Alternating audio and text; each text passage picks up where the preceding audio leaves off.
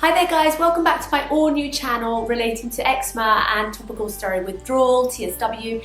My name is Layla Nafa and I've had eczema since birth and I've been overcoming my TSW for the last 2.5 years. I've created this channel to share with you my all-natural healing journey that I have used in order to overcome my eczema and TSW and have healthy skin.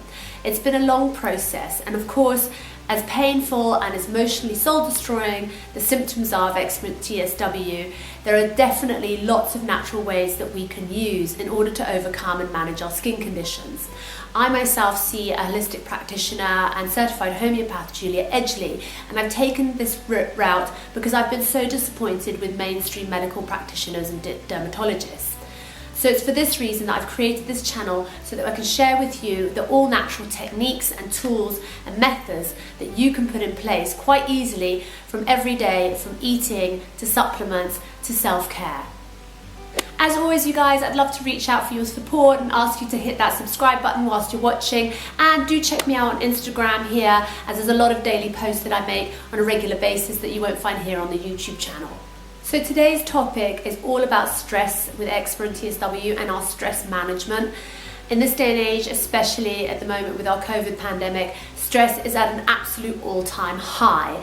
And in today's video, I'm going to talk about how we can manage our stress, reduce our stress, so that we're not having added symptoms to our eczema and TSW.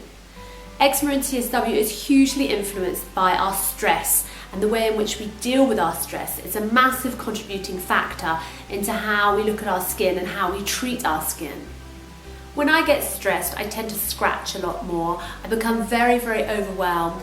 Then I start getting a little bit hot under the collar, quite literally, and then I just seem to take myself off into an almost parallel universe whereby nothing that I'm surrounded by matters or exists, and I just have myself a good scratch literally from the top of my hairline all the way down to my neck and collarbone. That is my usual stress fit, I would say, in terms of scratching.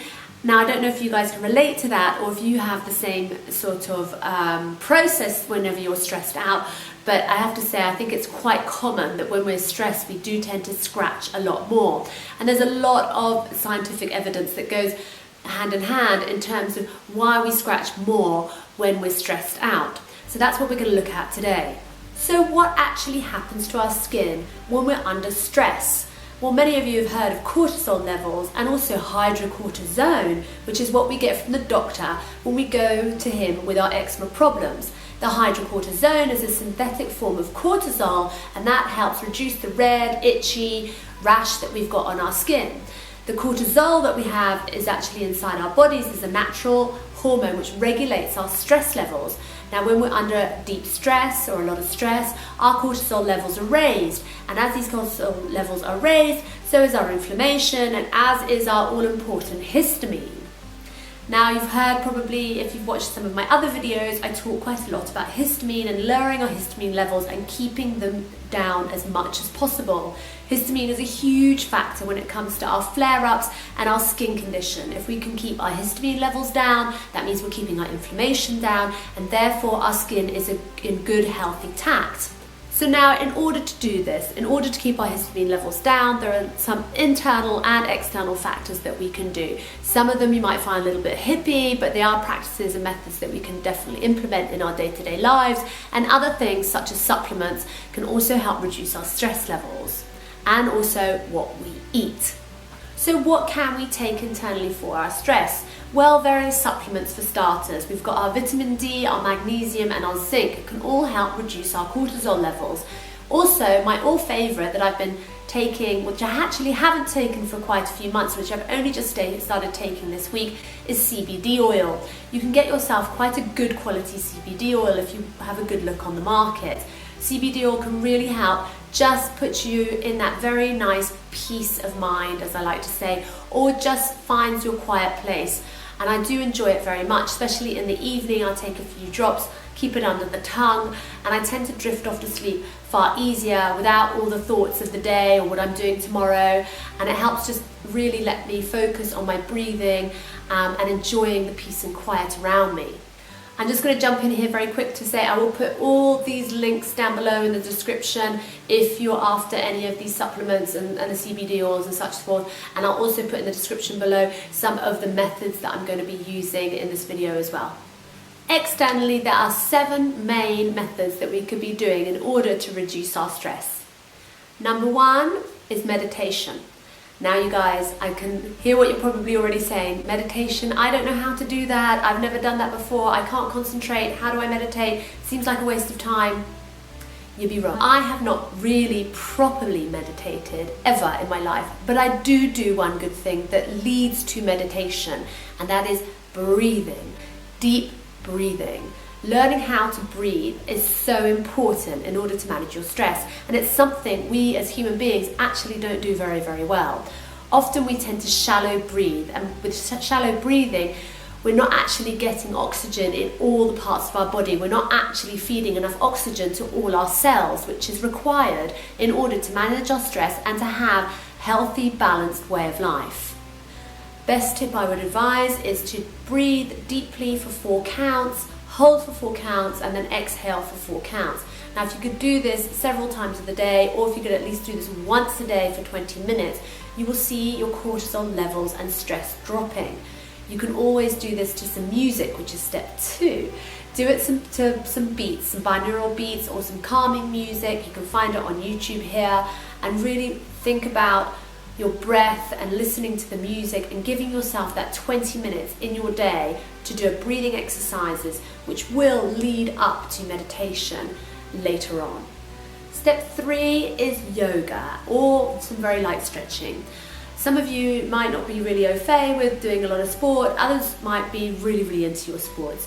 Either way, yoga is just a really good medium to be able to focus on your breath, focus on your stretching, and center yourself. Now, you might find doing this first thing in the morning before everybody's woken up in the family might be best for you. It certainly sets my day off in the right direction when I do it before everyone else has got up in the morning. Otherwise, you can do it in the evening, or if you're staying at home in lockdown, this is a perfect opportunity to really center yourself and give yourself that self-love and practice a little bit of yoga. You can find a variety of different yoga classes here on YouTube, or if you're not in lockdown, you could join a local class, maybe at your local community centre. Either way, finding a nice class and finding a rhythm that you enjoy is very peaceful, and it really does set your mindset in a very non-stressful way. Step 4, going for a walk. My biggest thing that I love to enjoy the most is going for a nice walk, walking down to the village, walking down the street, having just a lovely brisk walk in the fresh air, especially at this time of year when the air is quite crisp and cold. I really do enjoy a nice walk, and at the end of my walk I feel invigorated, I feel calm, I feel centered, and I'm ready to tackle anything ahead of my day. With walking and stretching and yoga, these are all forms of very light exercise, and it's that exercise that really helps release those endorphins, and that really helps to manage your histamine levels and reduce that cortisol so that you're no longer in that mode of stress and you're in more of a mode of calm and centered and relaxation. Step 5 is do what makes you happy. Now, I'm not saying go and binge on a whole chocolate cake or anything like that, but do the little things at home, around the house, or during the daytime that makes you happy. So if that's doing some exercise, then obviously go ahead and do that. But aside from that, doing things maybe of organizational purpose might be helpful for you. That might actually give you a little bit of focus and calm, that everything's in organized state. I enjoy that a lot. I like to organize all my clothes, make sure everything's nicely folded. I like to make sure that all my kids' drawers, that they've got all their clothes folded neatly and nicely. I like to have a nice clean and tidy house all the time. I find those things very centering, and they give me a better mindset in terms of what I've got to tackle on that day if I'm in a clean and tidy environment. Otherwise, other things that can make you happy could be cooking a really nice meal for yourself, giving yourself that nutrition and that love that your body deserves, and feeding yourself is really important as well, knowing that all that those good nutrients and vitamins are going into your body. That is also a very nice thing to do for yourself if it makes you happy. I enjoy that very much as well. Other little things could be just having a phone call with a friend, having a talk through things, maybe talking through some of your problems or the things that are making you stressed.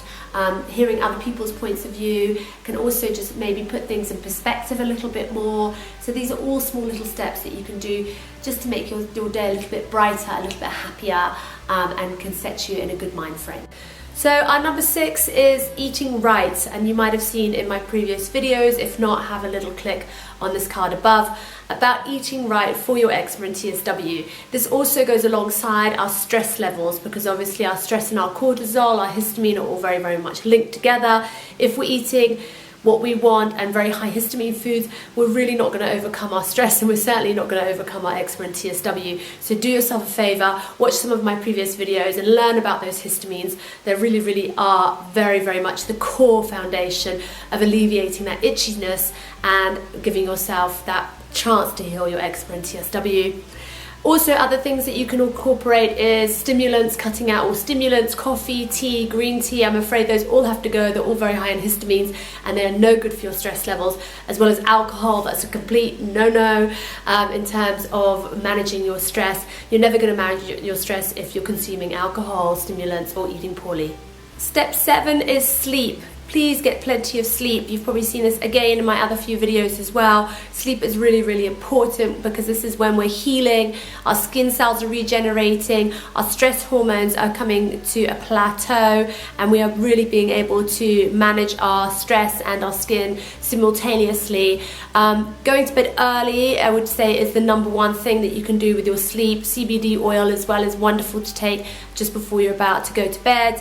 If you can go to bed before 9 o'clock, around about 8:30, 9 o'clock, I think 9 o'clock is really the watershed that we could all go to bed at, and then bright and early, wake up at 7 o'clock and feel that spring in your step, and that happiness and joy because you've had a really good night's sleep, rather than waking up feeling groggy and tired and wanting to go back to bed.